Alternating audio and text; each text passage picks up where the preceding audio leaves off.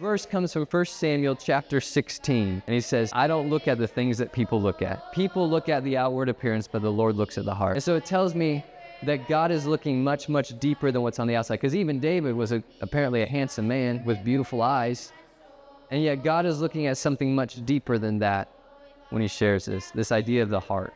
One thing that's really, really important to remember, because just like David, like we are works in progress. It's not about the way they look on the outside. It's about the character and the heart there. If we'll trust God, if we'll obey him, God can work in our lives to do things. The second thing it tells us is that we have the ability to control how we view our circumstances, right? God's shaping and molding you now, and you have the opportunity to view it that way.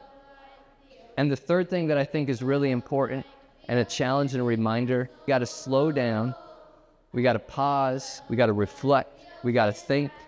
We got to put ourselves in somebody else's shoes or look past the outside to the heart of what's going on and try to understand and see people the way that God sees them, not just the way that we normally see them, right? But that's the attitude and the posture that we have to go through to try to be able to see people the way that God sees them, to see ourselves the way that God sees us.